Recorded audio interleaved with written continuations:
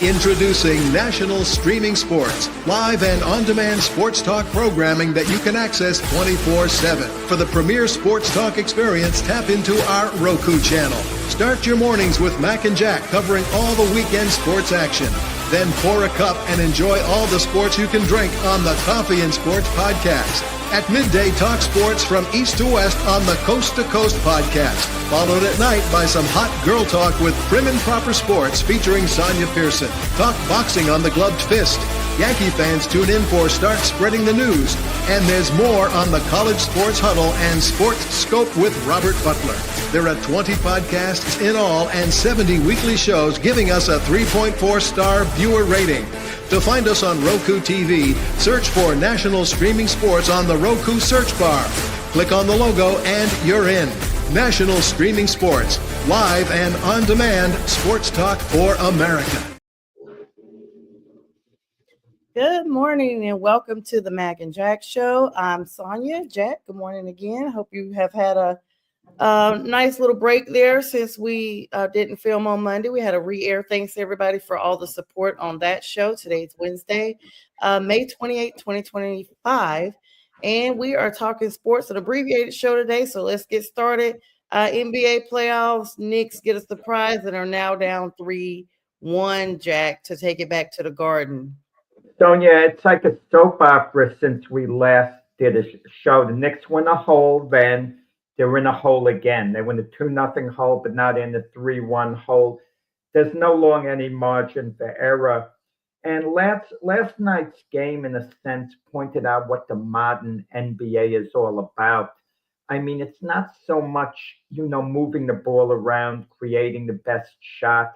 And I get it with analytics to a point that if you take more three-point shots, it's one extra point. They have a way of figuring these things out.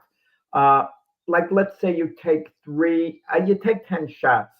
You make 3 out of 10 3-pointers. That's a total of 9 points. You'd have to make 5 out of 10 2-pointers to get 10 points, just 1 point more.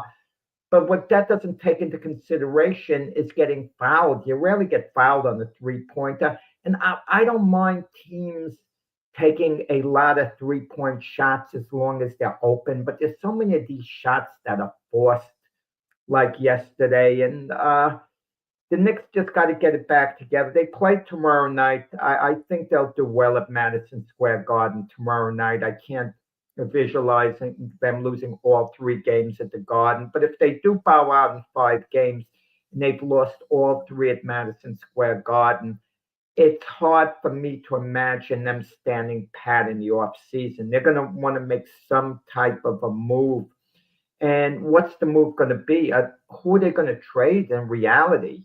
I mean, what's going to be available for them? There's all this talk about Giannis coming to the Knicks. Well, the Knicks do a blockbuster deal, add Mikal Bridges, for example, Anunoby or whoever else in a couple of number ones to try to get Giannis.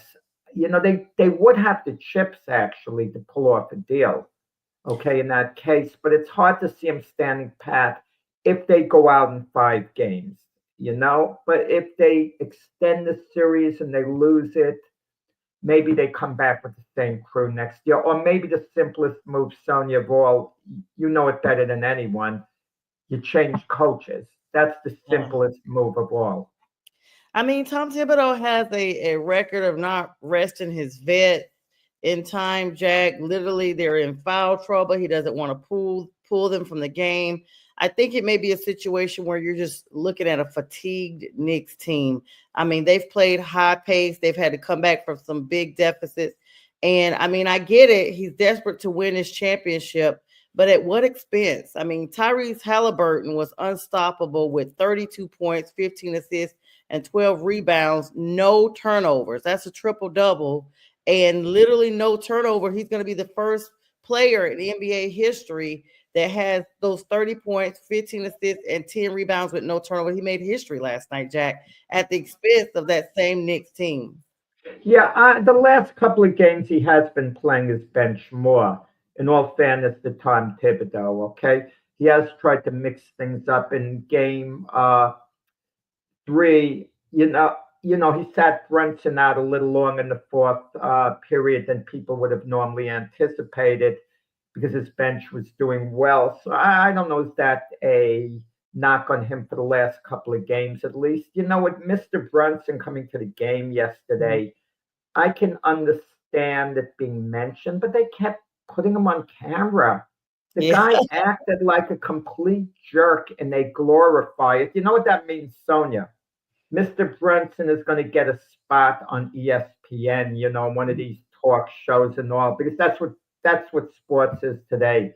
The people who act foolishly, usually get these opportunities. More or less the bad boys of sports.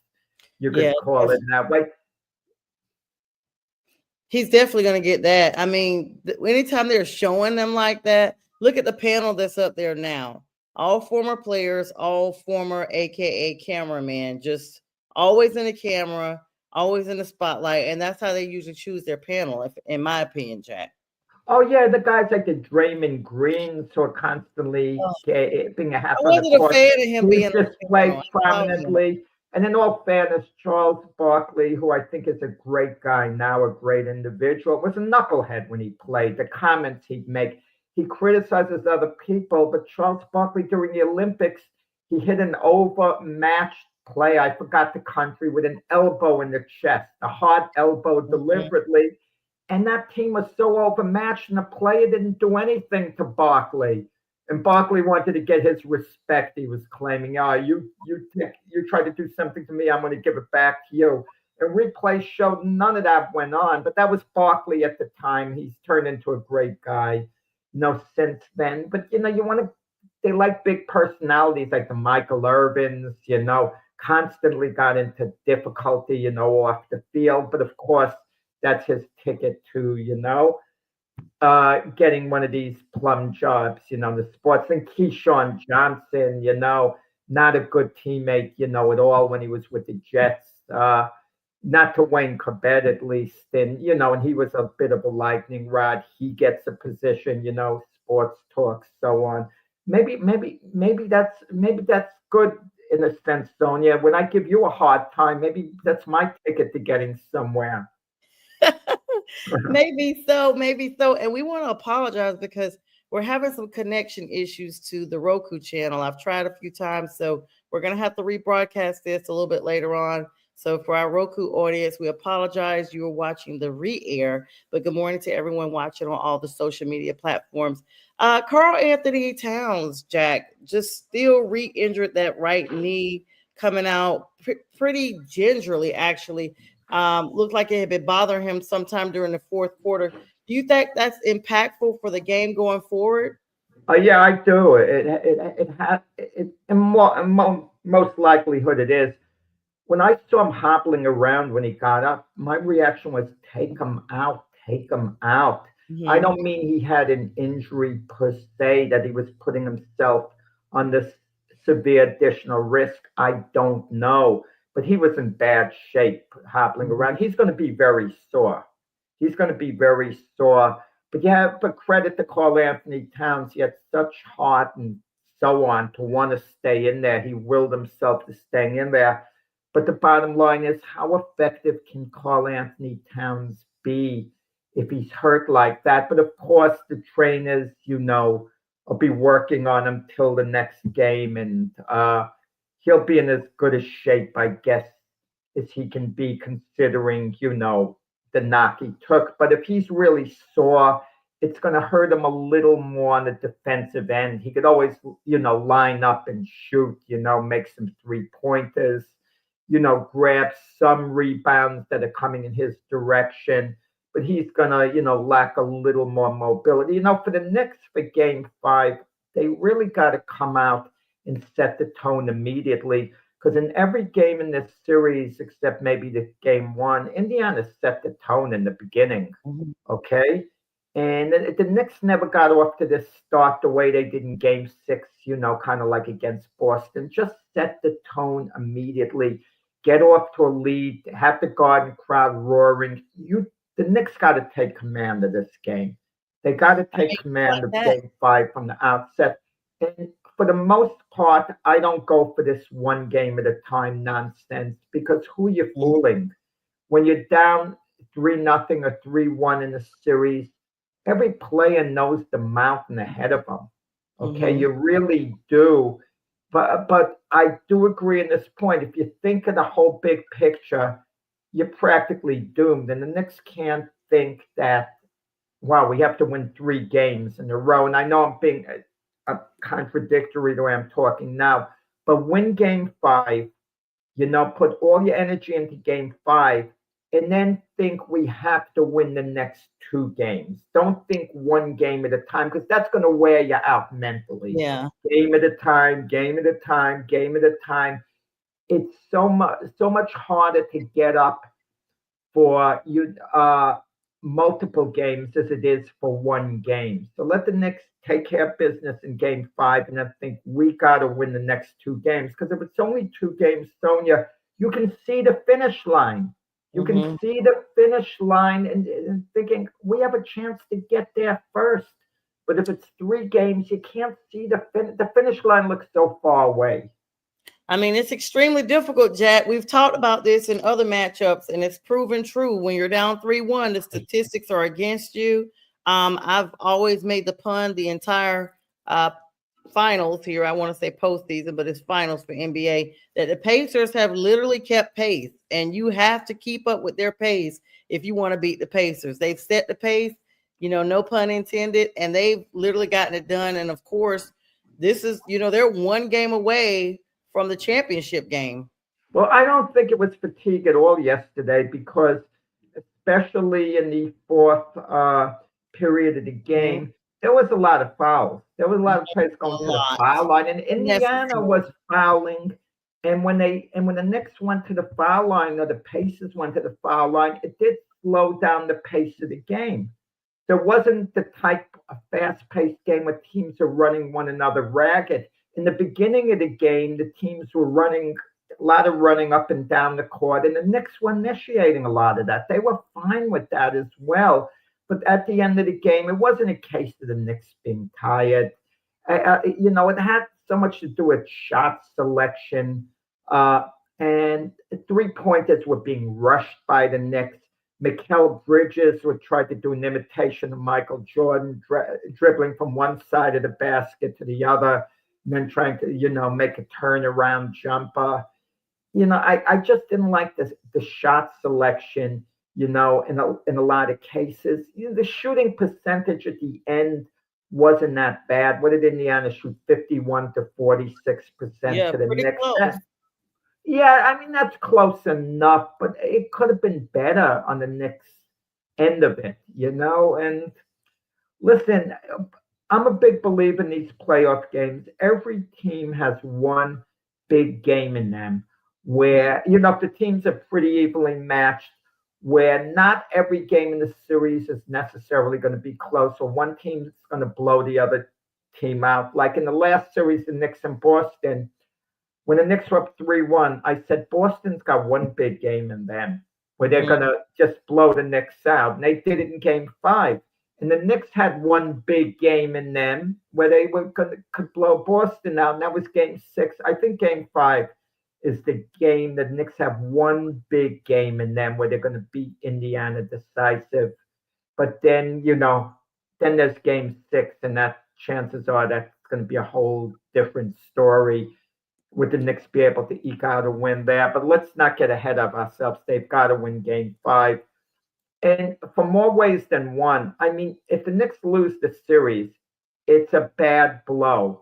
But Mm-hmm. how they lose the series counts for something, as we talked about early in this show, Sonia. If you lose in 6 or 7 games, it was kind of like a fight, a battle. You could say we're as good as they were, but we just happened to lose the series. I think we're better than these guys. We should beat them. But if you lose the series in 5 games, you can't turn around and say, we're better than these guys. We should have beat them. Because you would have lost 4 games to 1. 4 games to 1's not close at the end. Yeah, I always say, Jack, in my opinion, if you allow an opponent to get up 3-1, you are really delaying the inevitable. Whether you get beat in the next game or the final game, in my mind, you like, well, I guess if you go down to game 7, that means you've fought back, you've come back. But if you go out in game 5 or game 6, those are the two games that you literally have just delayed the inevitable because they're already up so many games. I mean, I know we want to take this one game at a time, but it has to be in their minds that we have to win out at this point. They have to Oh, yeah. win. Mm-hmm.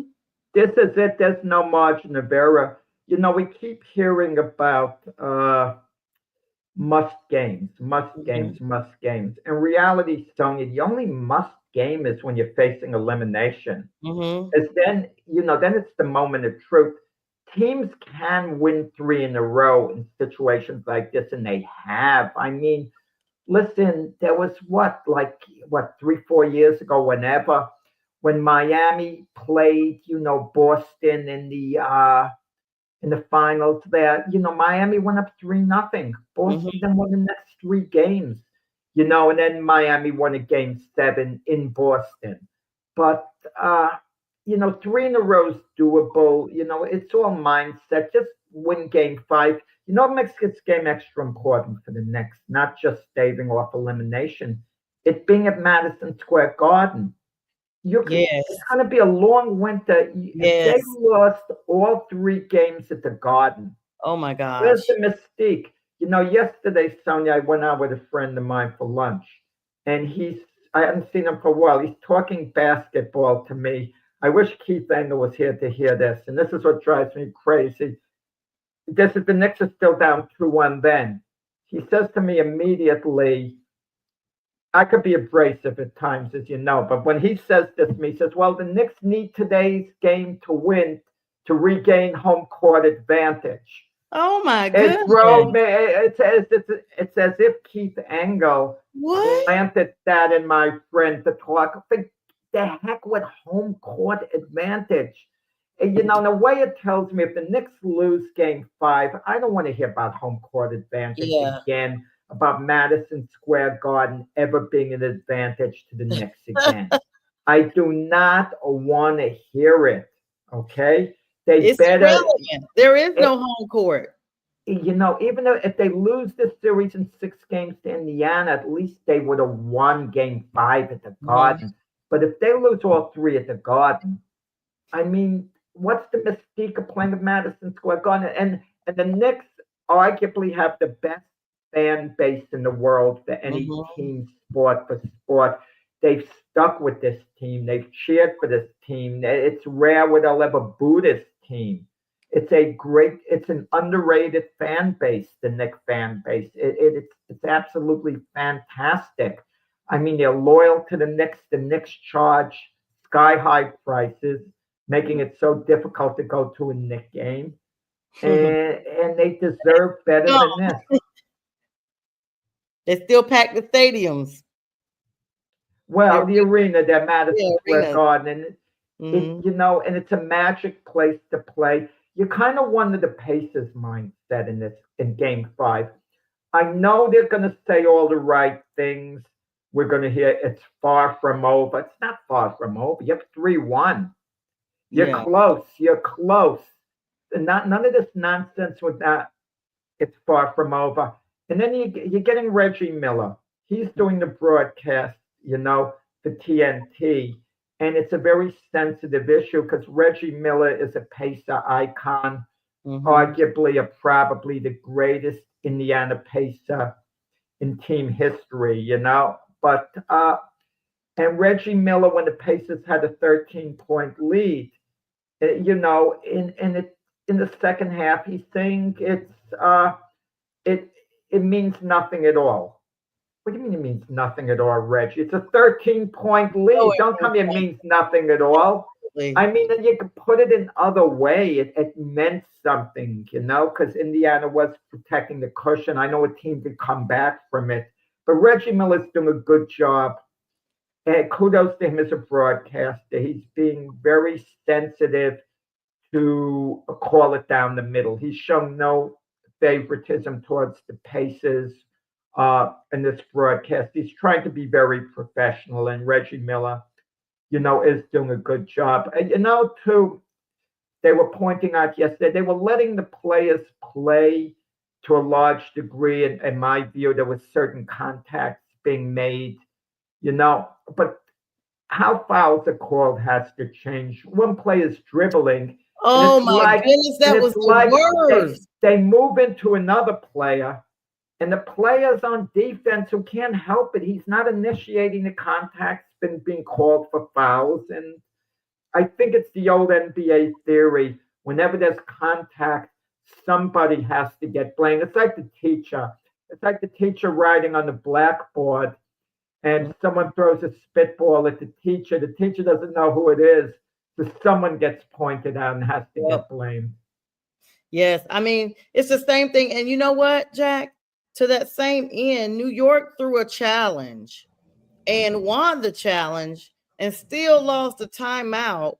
And it's like, how in the world do you throw a challenge and you're still punished for it? It's a way to discourage you from questioning the refs. Somebody's got to step in to balance this thing out. It's hard to ref basketball. I mean, really hard. I know the officials have a hard job.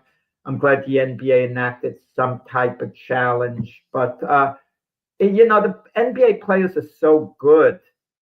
They can the way they hook one another's arms quickly, and it doesn't look intentional, but they have a way of, disrupting shots. But with there's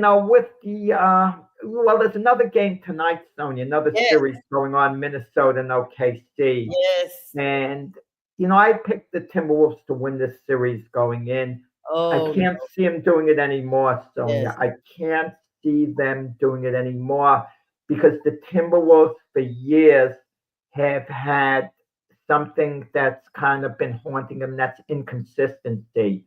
I mean, they'll show up for one night and they're going to look great. They'll really look great, but they don't keep it going, it seems, for multiple games, And I know what they did in the past series, like with the Lakers and so on. But Anthony Edwards, game 4, if you're a star, you're supposed to take the most shots. You're supposed to initiate the things, the most. I mean, he's acting like a point guard that's not a shooter, not a scorer. And the Timberwolves don't have a high-powered offense without Anthony Edwards supplying it. And he's acting more like a facilitator, in game 4, and they didn't need that. Missed opportunity. They lose a squeaker to OKC. Now they're down 3-1, and home court does mean something here because 2 of the next 3 games would be in OKC if the Timberwolves hope to come back and win 3 in a row. That's too much of a mountain to climb. Yeah. They'd have to win game 5 in OKC. That's going to be hard to do. And then they got to go back to Minnesota and win a game 6 and then go to OKC and win a deciding game. OKC, when they got blown out by over like 43 points in game 3, they just put it out of their mind. It was a throwaway game to them. And they came back more determined in game 4 to show what they were made of. Yeah, definitely. I mean, 3-1, we talk about that all the time. OKC is only 48 minutes away from finalizing this thing. Of course, tonight they kick off at 8:30. And Shai Gilgeous-Alexander, I mean, he's been the star of this thing. We talk about Anthony Edwards as well, but I mean, SGA has been the game changer on this. Top seeded team, supreme player. Now he may be the one to, end up letting this thing slip away. Timberwolves got a tough climb ahead. They got to look at their offensive issues, and they got to win 3 straight. I know we said 1 game at a time, but if they had not dropped that many in a row this whole season, we're hoping that kicks off here in the finals because they're going to need it, because tonight could be it, Jack. 128-26, very, very close, but the point is they still got the L. Yeah, well, you know what I don't understand? Why doesn't anyone talk about SGA being the future face of the NBA? Right. No one really talks. They talk about Anthony Edwards, and Anthony Edwards is a good team guy. The trouble he has off the court and his personal issues, that's another area. I mean, that might affect him of being the face of the NBA. We don't know, but the truth of the matter is, you have certain other star players in the past who had some big issues of their own, and they became the face of the NBA. And I could point out several of them if I wanted to, but I'd rather not. Doesn't mean that they're bad people at all. It doesn't mean that at all. But and I mean that about Anthony Edwards. He's a real team guy. He tries to encourage his teammates, and everything's involved. I'm just talking about how he is as a basketball player. SGA is better. But Anthony Edwards is more charismatic. SGA is not, for whatever reason, he's not charismatic. He's just a great player and, not Well, charismatic. I I'll don't know say why. He's just great. That's he all. he is, but in certain positions, Jack, at least in the playoffs here, when he doesn't have the room, if they block him in, if they play defense on him, he cannot make the big plays. If he's Who are you boxed talking about? in, SGA? I'm talking about Anthony Edwards. He can't get Oh, Ant-Man. He can't get these buckets, even though they're saying he's the face of the NBA or they're looking at it. Charles Barkley talked about this and he blasted people that are saying that because Edwards in the second half of this game, in the first half, actually, he only had 2 shots in the first half, 13 for the game, and only had 16 points. He didn't even hit his 3-pointers. How are you the face of the NBA when you can't even box out, you can't get against the defense, you can't zone out, and you can't make the big plays? but we've seen Anthony Edwards take over games in the past. In the And it past, showed right? that real star quality.